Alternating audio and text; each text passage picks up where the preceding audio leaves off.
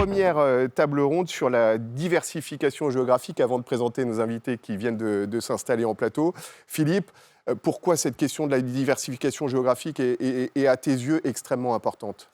En fait, beaucoup de gérants, enfin beaucoup de conseils en gestion de patrimoine ont souvent une vision qui est assez française, c'est le marché qu'ils maîtrisent, ou européenne, et n'ont pas souvent comment dire, le temps ou l'envie de s'intéresser à d'autres marchés et d'avoir cette diversification qui est nécessaire, soit en termes d'actifs, Markowitz, la diversification du portefeuille, qui s'explique autant sur le nombre d'actifs que sur la diversification des actifs d'un point de vue thématique ou géographique. Ouais. Donc du coup, effectivement, il faut qu'on parle de cette diversification géographique qui est indéniable, surtout avec la Chine qui monte. On va parler des États-Unis aussi. Bon, et on est très heureux de vous accueillir tous les deux. Julien Pierre-Nouan, directeur études économiques et gestionnaire Lazard Patrimoine SCI, pardonnez-moi, ça fait tellement de mots d'un seul coup que parfois je m'y perds. Et Jean-Denis Bachot, président Fil Gestion et directeur France de Fidelity. Je vais lancer un sondage en ligne, mais essayez de me donner, vous, votre définition de la blockchain pour commencer. Je crois que je vais poser la question absolument à tous nos invités. Le sondage en ligne, vous pouvez commencer à y répondre avec cette question qui est très simple. Les portefeuilles de vos clients sont-ils, de votre point de vue, assez internationalisés ? Je donnerai le résultat du sondage à nos deux experts, évidemment, avant la fin de cette table ronde. Alors, première question, pourquoi est-ce qu'il y a une nécessité d'internationaliser les portefeuilles ? C'est vraiment la question la plus large. Alors je pense qu'effectivement, les gens ont pour premier réflexe d'investir dans ce qu'ils connaissent. Et les gens connaissent bien le marché français. Donc, ça fait partie des thématiques de gestion de Warren Buffett. D'ailleurs, n'investissez pas dans ce que vous ne connaissez pas. Tout à fait. Exactement. Et c'est un réflexe assez sain. Par contre, il faut bien avoir à l'esprit que le marché français, c'est 3% des marchés actions mondiaux. Donc c'est quand même quelque chose de très réduit. Vous dites, on va aller un peu à l'aventure, on va aller sur le marché européen. Marché européen, vous passez à environ 10-15% du marché mondial. Donc vous vous coupez de toute une partie du marché actions qui est exposée à d'autres thématiques, d'autres dynamiques de croissance. Et donc c'est important pour les investisseurs d'être prêts à aller au-delà de nos frontières, au-delà des océans quelque part, pour pouvoir s'exposer à ces autres thématiques. 3/4 pour l'instant de ceux qui répondent à notre sondage en ligne nous disent que oui, les portefeuilles de leurs clients sont suffisamment internationalisés. Donc c'est plutôt bon signe. Ça veut dire qu'on ne reste pas franco-français ou en tout cas qu'il y a une tentative de s'internationaliser. Même question avant que je vous demande votre définition de la blockchain. Ce qui est intéressant, et la statistique que vous venez de donner est pertinente, parce qu'effectivement, le monde change quand on parle de l'internationalisation des classes d'actifs. C'est-à-dire que le CAC 40 reste une référence, tout le monde le regarde, mais quand on regarde l'évolution des flux des épargnants français, moi j'aime bien regarder les bases de données sur les SICAV luxembourgeoises et irlandaises commercialisées en France, parce que c'est un bon proxy en fait de ce qui fait sur le marché, à la fois sur la composante obligataire et sur la composante action, on constate qu'il y a une très forte internationalisation des classes d'actifs sur les dernières années. Je vais vous donner un chiffre, c'est que si je prends les 2 dernières années, on a quasiment 70% de la collecte qui s'est fait sur les actions internationales. Bien sûr que les gestions thématiques ont joué un rôle important là-dedans, parce qu'elles sont très souvent benchmarkées MSCI World, mais pas uniquement sur la composante action, également sur la composante obligataire. Une des classes d'actifs aujourd'hui les plus importantes en termes de stock, ce sont les obligations mondiales. Et effectivement, côté obligataire aussi, sur les 30 dernières années, le monde a changé. Le rendement se retrouve plus forcément dans la vieille Europe. Et du coup, on internationalise de plus en plus les classes d'actifs. Donc, c'est quelque chose qui se fait de façon assez massive aujourd'hui, l'internationalisation des classes d'actifs. Alors qu'avant, c'est vrai qu'il y avait quand même ce biais très euro, France, Europe, mais qui s'internationalise chez beaucoup d'investisseurs, y compris aujourd'hui chez les particuliers. Allez, votre définition de la blockchain, tiens. Alors c'est un registre informatique, effectivement, comme ça a été dit, visible de tous, qui permet d'enregistrer des transactions et de les vérifier de manière... Et qui facilite l'internationalisation, puisque l'informatique s'affranchit complètement des frontières physiques. Oui, alors... L'utilisation de la blockchain dans les marchés financiers, on est au début, on verra ce que ça donnera dans le temps, mais ça peut être effectivement une piste d'évolution. La vôtre? est très probablement une révolution, alors je dirais multisectorielle. Ça tombe bien, c'est notre thématique, la révolution. Merci Et notre industrie en premier lieu, où je pense qu'effectivement, dans les années qui viennent, ça va vraiment changer la face et les interactions qu'on peut avoir, en particulier sur les composantes dépositaires, etc. Philippe. C'est vrai qu'on dit souvent de la blockchain, juste pour dire qu'en fait, c'est comme si on était en 98, 99, ou même avant, avec la découverte d'Internet. Donc on a Internet, les ordinateurs connectés, et on se rend compte que toutes les applications derrière qui ont été faites sont incroyables et qu'on en est effectivement à ce moment-là avec la blockchain. Je reviens sur ce que vous disiez, vous avez raison, il y a et encore il y a quelques temps, beaucoup d'allocations des conseillers en gestion de patrimoine qui étaient très axées françaises, avec des fonds phares des fonds phares qui étaient une gestion française. Et effectivement, on voit cette internationalisation. Je vais demander à Adrien Lermite, s'il m'écoute, de retrouver les statistiques de diversification des allocations dans nos actifs. Comme ça, on aura cette vue aussi de ce qui est fait. Et si Adrien n'écoute pas, il est licencié. Si Adrien n'écoute pas, on peut le il a dire. intérêt à Voilà, écouter, en fait. très bien. Hein, oui, je vais écouter d'ailleurs. Oui. Qu'elle le dira. Je pense. Question à vous, question simple aussi, quelles sont les perspectives sur les différents marchés, ou plus exactement, vers quoi on doit mettre le curseur? Pas tout vers le même endroit, bien évidemment, mais vers quel pays ou quelle zone on doit surpondérer? Alors, je pense que ça dépend aussi de l'horizon sur lequel on se pose. Si on regarde là, sur on va dire les 12-18 mois à venir, ce qui est patent, c'est la forte inflation qu'on a aux États-Unis, qui appelle des changements de politique monétaire de la Réserve fédérale, donc sans doute davantage de remontée de taux que ce qu'on pouvait penser il y a quelques mois. Et ça, c'est un facteur qui, pour le coup, peut pénaliser un petit peu le marché américain. Le monde occidental, on va dire, commence à connaître déjà une inflation, parce que vous parlez des États-Unis, c'est le cas aussi c'est le cas aussi en Europe, mais en Europe, aux États-Unis, c'est avec une acuité supplémentaire. Et donc, il y a même un sentiment d'urgence sur ces questions de politique monétaire. Oui.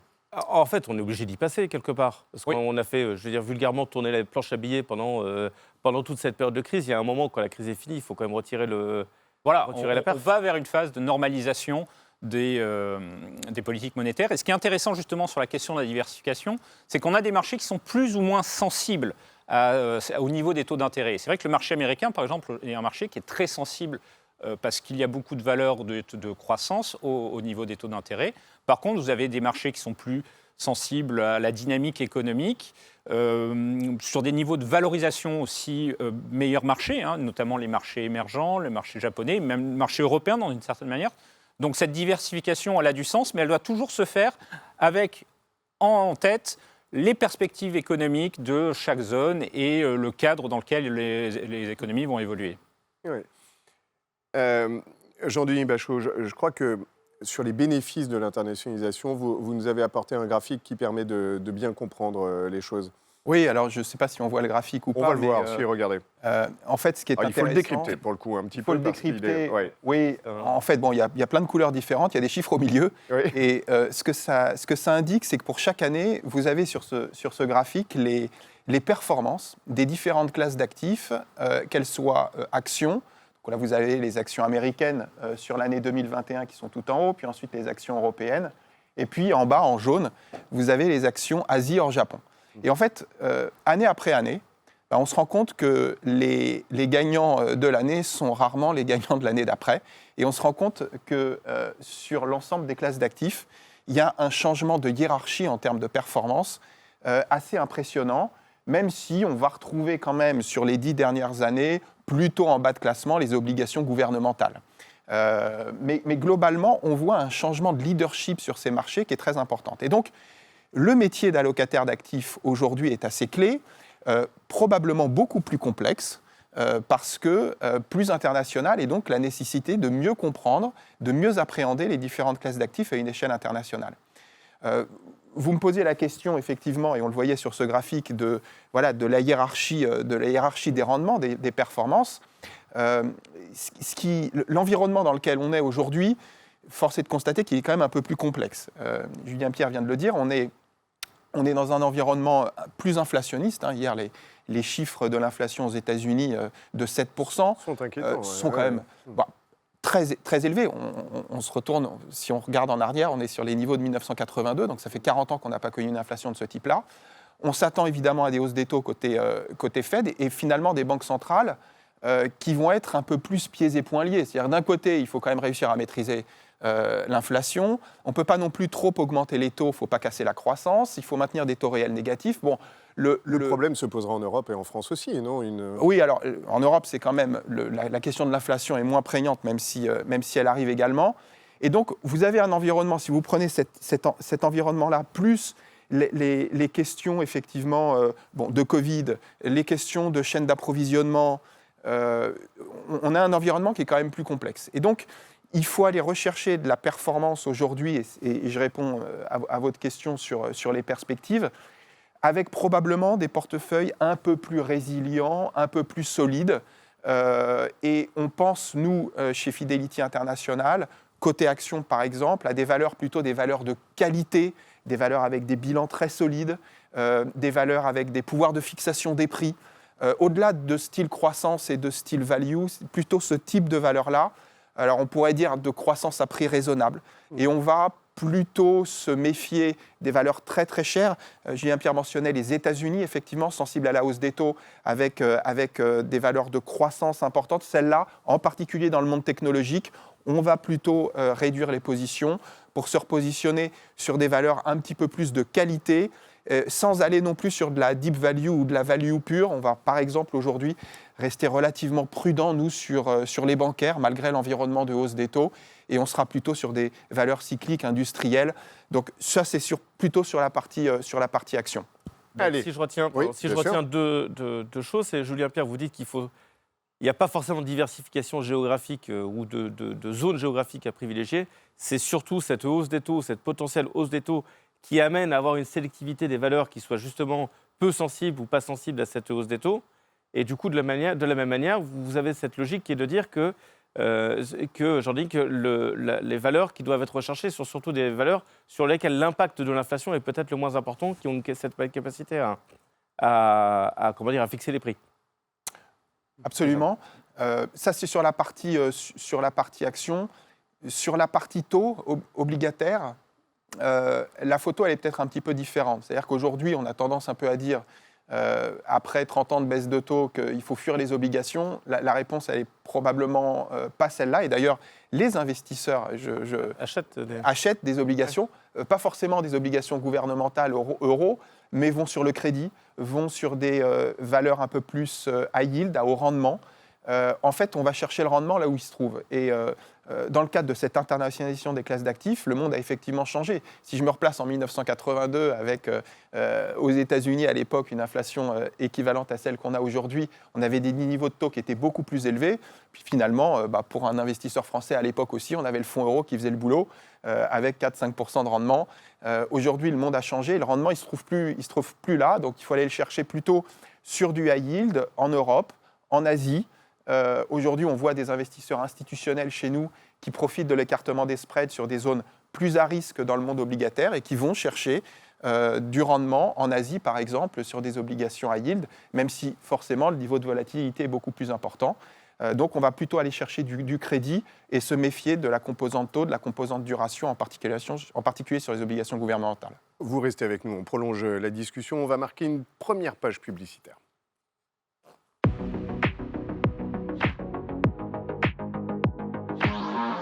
La révolution est permanente chez Fidelity, et ce depuis des années. C'est peut-être une des raisons pour lesquelles nous sommes un des leaders mondiaux du marché de l'asset management. Nous sommes convaincus que le travail des équipes fera que nous serons présents demain. Si on doit parler de révolution, je parlerai plutôt de l'offre. Aujourd'hui, la loi Pacte et le PER sont une révolution. La retraite est un réel enjeu. Et aujourd'hui, nous pensons avoir la solution pour répondre à cette problématique-là, que sont les fonds Target. Les équipes de Fidelity, moi-même, sommes déterminés à vous accompagner tout au long de l'année et les années à venir. Merci encore.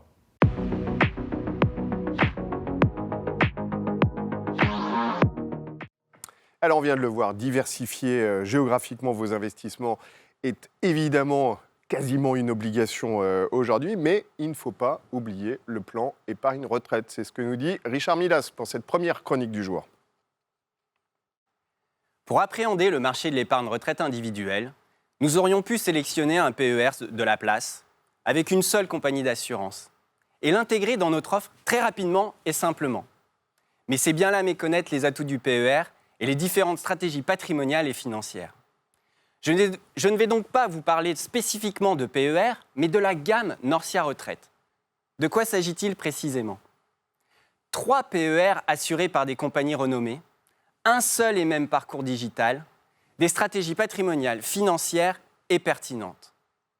Proposer une gamme de produits complémentaires, c'est vous permettre de répondre à tous les besoins particuliers de vos clients. Vous pouvez par exemple faire souscrire un mineur, sans minimum d'âge, ou ouvrir un PER à une personne qui a déjà liquidé ses droits. Pour ceux qui souhaitent opter pour la rente, vous pouvez souscrire à une option table de mortalité garantie. Et pour les TNS, une option qui prend en charge les primes en cas d'invalidité. Bref, répondre aux besoins de tous vos clients. Et pas seulement le salarié de 45 ans.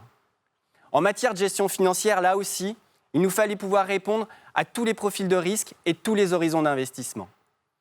En termes de support financier et modalités de gestion, nous proposons des solutions allant du 100% fonds en euros au 100% private equity. Nous avons également référencé une gestion pilotée à horizon active avec un vrai multigérant. Les allocations financières peuvent être différenciées par compartiment ou communes aux 3. Comme vous le voyez, il s'agit d'une gamme riche, mais simple à la fois. Simple car cette gamme est la continuité de notre offre assurance que vous connaissez et pratiquez déjà. Simplicité également avec les outils, notre deuxième atout. Un seul parcours digital identique aux 3 PER. Avoir 3 beaux produits, c'est bien, mais il faut également répondre aux nouvelles habitudes des utilisateurs, vous, conseillers en gestion de patrimoine, et des épargnants, les clients. Nous sommes donc en full digital avec signature électronique et une passerelle depuis O2S sur nos 3 PER pour plus de confort, de réactivité, de facilité et pour le travail à distance. Le confort et la réactivité vous sont également apportés par l'expertise de notre équipe d'ingénierie patrimoniale, notre 3e atout. Notre équipe IP est là pour réfléchir avec vous aux stratégies à mettre en œuvre suivant la situation de votre client, son allocation immobilière, l'optimisation fiscale, les transferts d'autres plans retraite, vecteurs importants de collecte. Comme vous le constatez, en tant que première plateforme, nous remplissons pleinement notre rôle dans la pluralité des solutions proposées et des services apportés. Pluralité de solutions, facilité d'utilisation. En conclusion, mon sentiment, celui que je voulais vous faire partager, est que Norcia Retraite est la solution complète élaborée pour les professionnels de la gestion de patrimoine en termes de PER.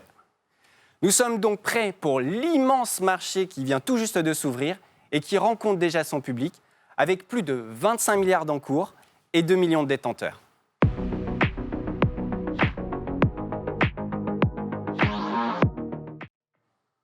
Alors, on a beaucoup parlé des États-Unis pour l'instant et c'est passionnant. On oublie un autre géant mondial du moment. Hein. La Chine, Oui, par exemple. par exemple. Alors justement, Julien Pierre, la Chine, quel est votre avis par rapport à tout ce qui s'est passé ? Et je veux dire, cette position est dominante peut-être qu'ils prennent sur le monde ? Alors effectivement, la Chine, c'est un gros sujet. Il y a eu beaucoup de choses, il y a beaucoup de choses à surveiller. Si on regarde d'abord l'activité économique, elle reste impactée par ce qu'il se passe au niveau de la situation sanitaire. La Chine conserve une politique zéro Covid, hein, donc ça veut dire que dès qu'on a des cas de Covid dans une ville, dans une province, on boucle tout. Et donc ça a un impact évidemment sur l'activité économique. C'est l'avantage des régimes totalitaires, ils prennent une ville de 5 millions de personnes, ils mettent une cloche dessus et a priori personne ne bronche. Les gens le respectent. Mais bon, ça a aussi des conséquences pour le reste du monde, hein, parce que les chaînes de production sont internationales. Et donc pour ce sujet d'inflation, c'est aussi un facteur inquiétant. Après, il faut regarder aussi ce qui se passe au niveau de l'immobilier. On a eu plusieurs problèmes de promoteurs immobiliers en Chine. Ouais. C'est même leur talon d'Achille du moment. C'est sans doute leur talon d'Achille. Des géants qui se sont effondrés dans l'immobilier. Ouais. On reste en Chine, donc le gouvernement a énormément de leviers de contrôle sur l'activité économique. Il ne faut pas oublier que l'endettement qui a financé ces géants de l'immobilier, il reste essentiellement chinois. Et donc, c'est un problème en fait de répartition des pertes entre les différents acteurs dans un régime où le gouvernement peut assez facilement obtenir ce qu'il veut des différents acteurs. Et donc, on a un gouvernement qui commence à réorienter sa politique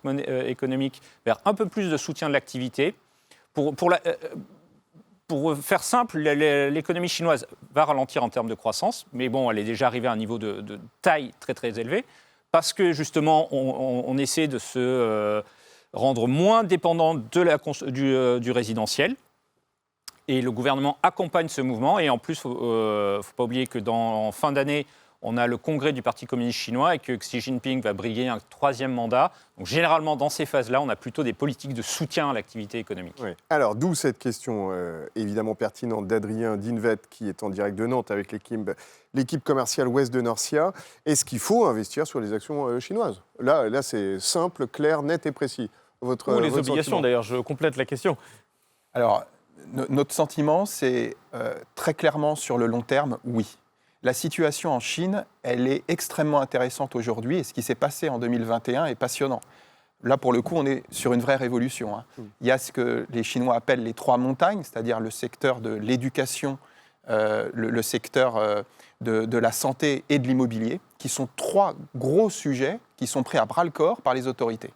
Et en fait, cette réglementation à outrance a effectivement fait peur au marché. On a enregistré, en gros, sur les indices, moins 20% l'année dernière sur la Chine.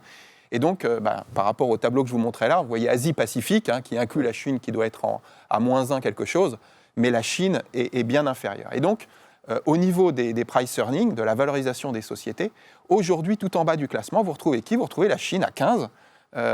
Ensuite, vous avez les marchés émergents à 17. Ensuite, vous avez les actions européennes à 24. Et puis après, vous avez les États-Unis à 30. Et donc, on voit bien qu'aujourd'hui, en termes de valorisation, la Chine, elle est décotée.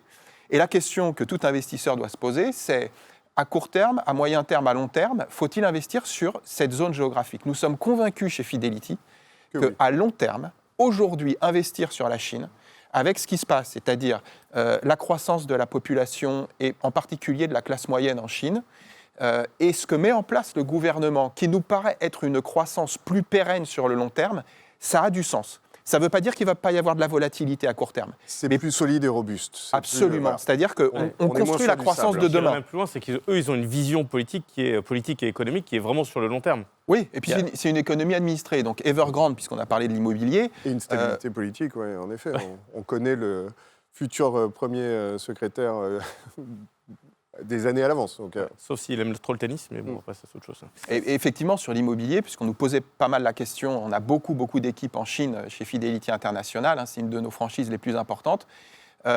Et à l'époque, on nous disait, OK, est-ce que c'est le prochain Lehman ? Non. Et on voit bien qu'ils ont réussi à cloisonner ça. D'où cette question qui est intéressante de Véronique Delcourt, que l'on salue parce qu'elle pose beaucoup de questions, elles sont à chaque fois très pertinentes. Sur les États-Unis, on revient là-dessus. Est-ce que la cherté des valorisations américaines force à reconsidérer la place occupée par les US dans vos portefeuilles ? C'est une vraie question qui se pose avec l'inflation du moment. Oui, effectivement, ça a été une locomotive pour les marchés mondiaux pendant des années. Aujourd'hui, on a une partie du marché, et je pense que c'est important aussi de faire la distinction. Toutes les valeurs ne sont pas dans ce cas-là, mais on a une partie du marché qui est sur des niveaux de valorisation extrêmement élevés. Et donc, il faut sans doute, ça a été un très très bon contributeur à la performance des portefeuilles sur les dernières années. Peut-être qu'aujourd'hui, il faut réduire un petit peu les expositions. Plus de Chine, un peu moins d'États-Unis, si je vous entends bien, parce qu'on va se mettre à parler des produits, avec d'ailleurs cette question de Jean-Philippe Parent, qui est assez générale, mais intéressante. L'environnement macro étant difficile à appréhender, même sur les marchés développés, est-ce que ça entraîne une modification de votre processus de sélection de titres ? Et là, on va pouvoir commencer à parler des produits. Julien Pierre, peut-être ? Alors, nous, on est sur un produit d'allocation d'actifs. C'est un fonds, Lazard Patrimoine SRI est un fonds patrimonial. L'idée, c'est, partant du constat de la baisse du rendement du fonds en euros, proposer aux investisseurs des fonds un peu plus risqués qui vont, et nous, pour générer de la performance. Nous, donc, on fait de l'allocation. Et effectivement, on a pris tout cela en compte. On a réduit le poids des actions, américaines notamment, pour tenir compte de cet environnement un peu plus compliqué. D'accord.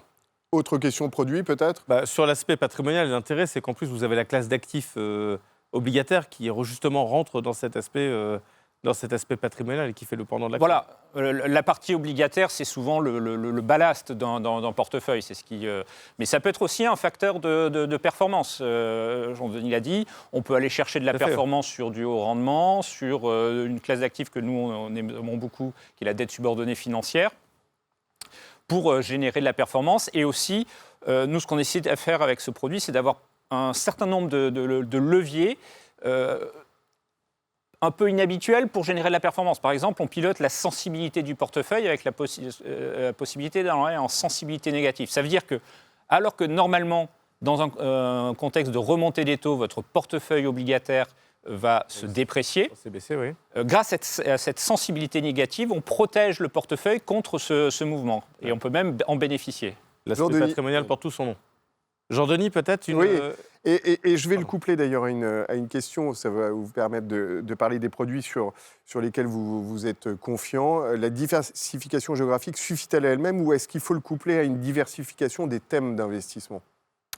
Je pense que la diversification géographique uniquement ne suffit pas. En fait, dans votre première question, il y avait est-ce qu'on change, ou la question d'un des auditeurs qui disait est-ce qu'on change notre approche de sélection de titres ? La réponse est non. On ne change pas notre approche et notre processus de gestion de sélection de titres. C'est-à-dire que nous, on va toujours s'appuyer sur nos 200 analystes à une échelle internationale qui vont nous abreuver en termes d'idées d'investissement, abreuver nos gérants, et on va faire notre stock picking, notre sélection de valeurs par rapport à nos convictions d'investissement. Ça, c'est quelque chose de très pérenne chez Fidelity International. En revanche, effectivement, ce qu'on va essayer de faire dans des environnements macro qui sont un petit peu différents, avec des niveaux de valorisation qui peuvent être très élevés dans certains cas, c'est ajuster nos approches. Et aujourd'hui, c'est pour ça que moi, je vais recommander, puisque c'est un peu le jeu des produits. Deux produits. Donc, parce qu'on est contrariant, et je venais d'en parler sur les actions chinoises, justement parce que ça n'a pas eu une bonne performance l'année dernière. Justement parce qu'on pense qu'aujourd'hui... Ce n'est pas les marchés qui ont mal performé l'année dernière qui potentiellement oui. vont mal performer 2 années de suite. Et c'est ce qu'on voyait sur le tableau, que je... Il faut toujours investir à la baisse. En tout cas, il faut bien sûr remettre en cause ces thèses d'investissement si elles s'avèrent invalides, mais c'est des éléments qui nous paraissent intéressants aujourd'hui sur du moyen terme. Et encore une fois, je ne dis pas qu'il ne va pas y avoir de la volatilité sur cette classe d'actifs, mais ça, c'est pour les actions chinoises au travers de la consommation domestique en Chine et du fonds Fidelity China Consumer Fund.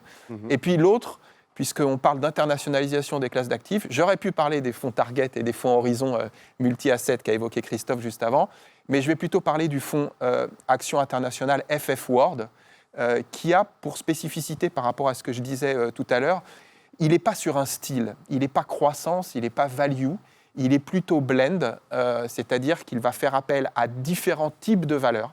Et dans les valeurs croissance, dans les valeurs value, on va aller chercher ce stock picking, on va aller chercher certaines valeurs qui nous plaisent, ainsi que des valeurs de changement. Et on va avoir finalement un portefeuille relativement équilibré, ce qui nous paraît aujourd'hui intéressant dans l'environnement économique actuel, et plutôt des fonds corps de portefeuille. Merci infiniment à tous les deux. Je pense que les conseils ne sont pas tombés dans les oreilles de sourds, en tout cas ceux qui nous regardent et qui continuent à poser des questions. Faites-le. La matinée ne fait que commencer en quelque sorte. On va marquer une deuxième petite pause publicitaire.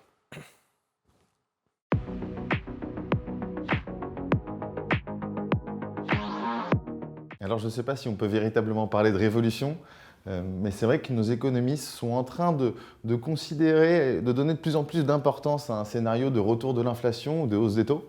Et c'est vrai que ça a des implications en termes de gestion. Sur la partie action, on aura tendance à privilégier les secteurs cycliques ou alors des secteurs qui peuvent bénéficier d'un contexte de taux plus haut, tels que les banques européennes. Et puis par ailleurs, sur la partie obligataire, on aura tendance à privilégier des obligations subordonnées financières et à construire un portefeuille qui aura une sensibilité négative au taux d'intérêt.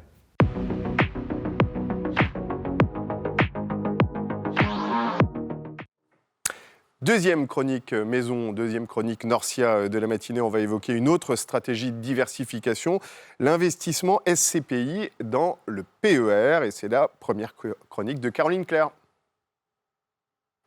Avec plus de 2 millions de souscripteurs et 30 milliards d'encours à fin octobre 2021, le PER serait-il en train de devenir le placement préféré des Français ?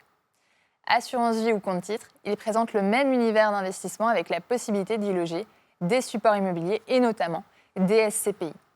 Le PER, le plan d'épargne retraite, on ne vous le présente plus. Nous sommes venus à votre rencontre sur le S2 2021 pour vous présenter les différentes stratégies d'optimisation faisant intervenir ce contrat. Absence de prélèvements sociaux, protection du conjoint survivant, 757B dégradé sur le montant des capitaux décès, etc. Nous abordons aujourd'hui le PER sous l'angle des SCPI. La question à se poser est de savoir pourquoi investir dans des SCPI via un PER plutôt que de le faire en direct ou via un contrat d'assurance vie afin de disposer de fonds plus liquides. On est venu comparer les différents modes de détention des SCPI en fonction de la tranche marginale d'imposition du client en activité, puis au moment de la retraite lorsque le déblocage des fonds sera nécessaire. L'exemple, un investissement de départ de 100 000 € dans un PER, dans des SCPI détenus en direct et dans un contrat d'assurance vie.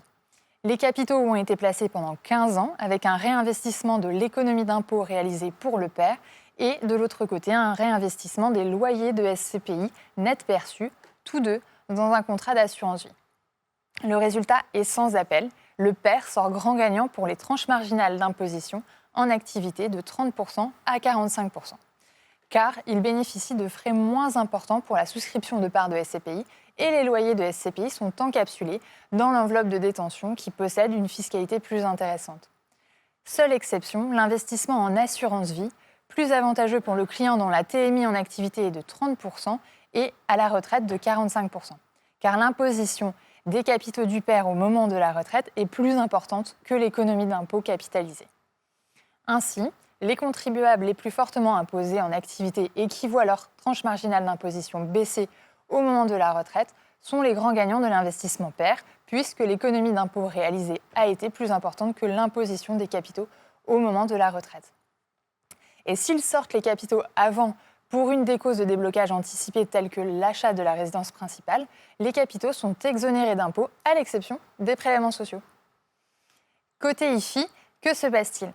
Est-ce que les supports immobiliers détenus via un PER sont soumis ou non à l'impôt sur la fortune immobilière ? À première vue, et en attendant la mise à jour du BOFIP-IFI sur le PER, le contrat PER pourrait être qualifié de contrat non rachetable, tout du moins en phase de constitution. C'est en tout cas ce que les conditions générales de nos contrats PER prévoient, permettant ainsi de sortir les supports immobiliers de l'assiette taxable IFI, lors de la phase de constitution des droits à retraite. Mais il faudra bien faire attention à la position à venir de l'administration fiscale sur le sujet, car contrairement à l'ancien contrat PERP, il est désormais possible de récupérer son capital et les intérêts avant le départ à la retraite, notamment pour cause d'acquisition de la résidence principale, sans avoir à justifier d'une quelconque primo-accession. L'administration pourrait utiliser cet argument pour retenir qu'il ne s'agit pas d'un contrat non rachetable en tant que tel, mais bien d'un contrat rachetable soumis à l'IFI. En attendant, vous pouvez utiliser ce qui est écrit dans les conditions générales des contrats. Affaire à suivre.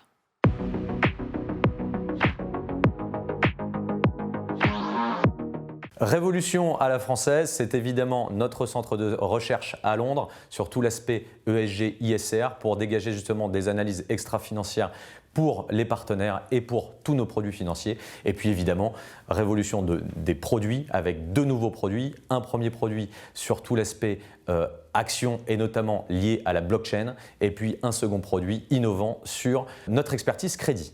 Sur la partie immobilière, plus qu'une révolution, une évolution. Une évolution dans les gammes qu'on vous propose, toutes ou quasiment en train de l'être labellisées ISR, puisque vous le savez, la performance financière va s'accompagner de la performance extra-financière et pas que pour 2022. Probablement que cette évolution et cette révolution dont vient de vous parler Romain va très largement dépasser 2022.